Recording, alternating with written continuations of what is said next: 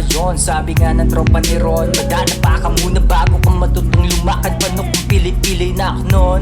Bago pa sa dulo makatapak, bilog nga ba talaga ang mundo? Binibilog lang tayo nito, napakagulo. Parang kailangan pa yata magtulak para gumulong ang palad tulad ni Bugoy na Koy, Koy ni Shanty at Isap.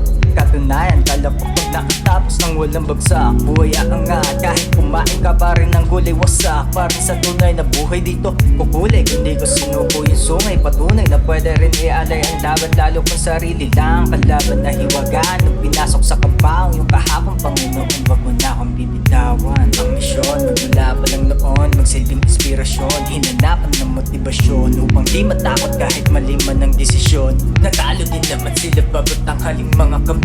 Kahit ang buwan man lang sa biyaya, nagtanong-tanong sa mga taong nandoon, idol talagang ganun ba yun? Tira lang ng tira, makakatsamba din tayo dun sa tamang panahon. Kaya't sinibat, sinikap, niyakap ang liga, partida, wala pa yung tropa na tiga. Kalamba, nag-isa pa yata ng bara, panggulat sa masa.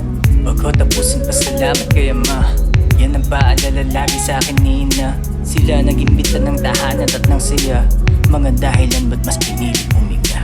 Mag-ingat sa mga bulaan na propeta, ganyan lituhin ni Satan si Adan at Eva. Di pa paalipin sa tao pati sa pera, ang tunay na yaman nasa pagitan ng yutenga. Mag-ingat sa mga bulaan na propeta, ganyan lituhin ni Satan si Adan at Eva. Di pa paalipin sa tao pati sa pera, ang tunay na yaman nasa pagitan ng yutenga. Ang ginto, hindi yung pwedeng kalawangin. Pag utak pinagana, malamang hindi malasin. Kulang man sa pera, makakahukay ka rin ng lalim. Dating batang nangangarap, sana may mapala rin sa pagitan ng mga linya na may init. Para saan pag tinamasin dating panaginip, makapal na pila sa rurok, maraming sumisingit. Mamali ka lang ng habang tsak sa pulga dun sa bingit. Di mapigil ang mga dila sa bayan ng hila-tilay. Bawal ang mahihina at talo ang hinihika. Paano kung tinigilan, malamang hindi nakalisan. Kaya ngayon nag-aapoy na di na kayang pigilan na tunay na layunin sa pag-abante, para maitama ang mga mali ko dati. Sana kasama't nakaalitan ko sa kalye,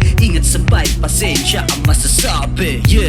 Ambisyon, magmula pa lang noon, magsilbing inspirasyon, hinanapan ng motibasyon, mga planong mas pinapatibay na ang pundasyon, para maging gabay sa makabagong panahon. Kaya ngayon bumabalik ang dati, at may boses na ang batang hindi sinasali. Daming naituro ng karanasan kong grabe, napagtanto na mas pag-uusayan ko palagi ang isulat, ang nilalaman ng aking utak, upang maghatid ng mga musikang pangmulat. May nakapagsabi ang delikado daw sa gubat, pero papalagparan pa dayon miski mapuyat.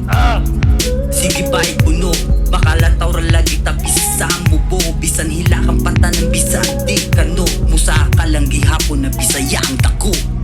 Mag-ingat sa mga bulaan na propeta, ganyan lituhin ni Satan si Adan at Eva. Di pa paalipin sa tao pati sa pera, ang tunay na yaman nasa pagitan ng yutenga.